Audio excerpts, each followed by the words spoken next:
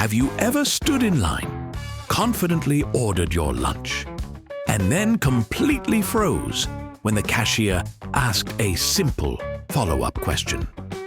Suddenly, what should have been a normal meal turns into an identity crisis involving bread length, slicing techniques, and regret.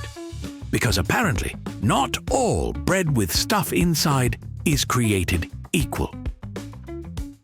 I'm Professor Everything, and today we'll be answering the question, what is the difference between a sandwich and a sub? Right here on Explaining Everything.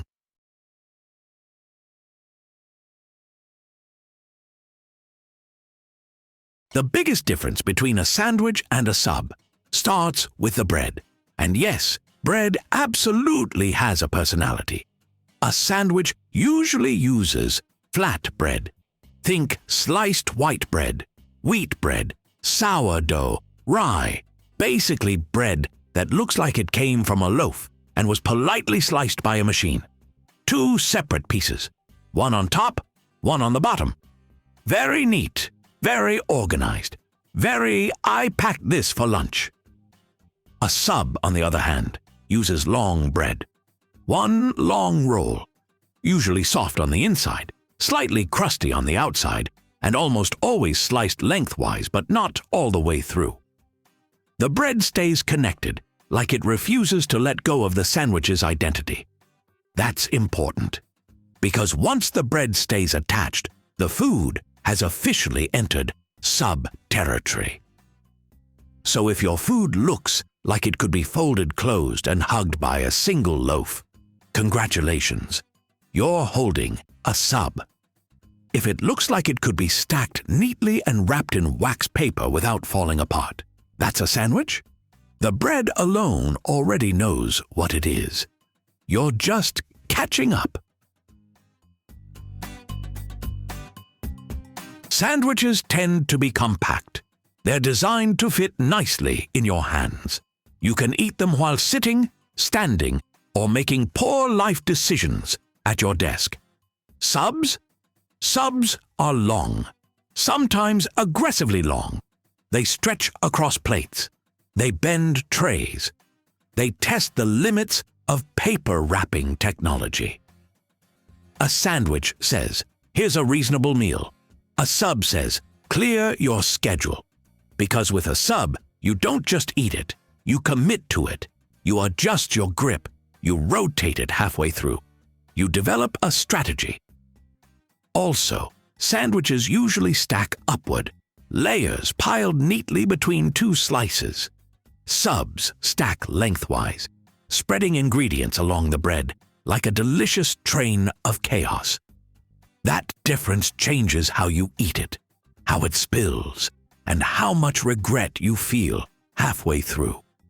And that matters more than people like to admit. This is where most of the confusion comes from, because people assume the fillings are in charge. They think adding deli meat automatically makes something a sub, or that throwing in vegetables magically turns it into a sandwich. That logic sounds reasonable until you actually think about it for more than 3 seconds. The truth is, the fillings don't decide anything. You could take the exact same ingredients, ham, cheese, lettuce, tomato, and place them into 2 different breads and end up with 2 completely different foods. Put them between 2 flat slices of bread and you've got a sandwich. Put them inside a long roll that stays connected, and congratulations, it's a sub. Same insides, different identity. Think of the fillings as passengers. They're just there for the ride. The bread is the one holding the passport, making the rules, and deciding what this food is legally allowed to be called. You can't turn a sandwich into a sub by piling on more meat. That just makes it a bigger sandwich. Bread law does not work that way, and it never has. Once the bread is chosen, the decision is final, and the fillings simply have to accept their fate.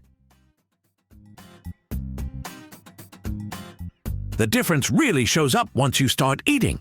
A sandwich feels casual and predictable.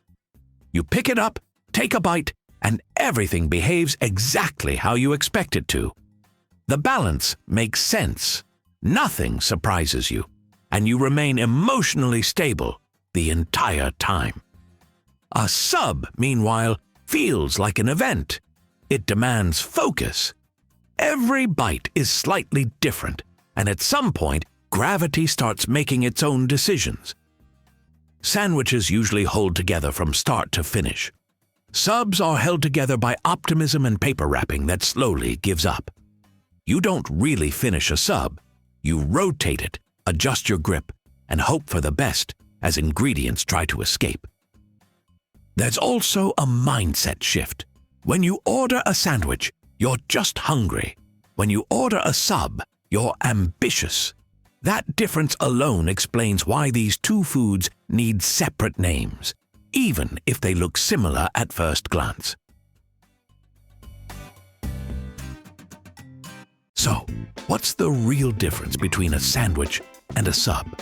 It's not the meat, the toppings, or how fancy it sounds on the menu. It comes down to the bread, the shape, and the experience.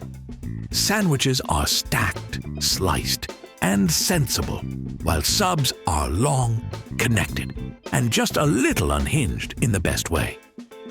Once you notice the difference, menus make sense, orders feel confident, and lunch stops being a bread pop quiz. And now you know. No more hesitation, no more quiet panic at the counter, and no cashier will ever intimidate you again with the question, 6-inch or sliced bread? Because knowledge is power. And in this case, that power tastes pretty great. If you enjoy this video, or if this video made you hungry, confused, or just laugh, please like and subscribe. Also, if you have suggestions for our next video, feel free to share them in the comments below. We'll be sure to give you an acknowledgement for your contribution. If you enjoyed this video, please check out our other bingeable channels.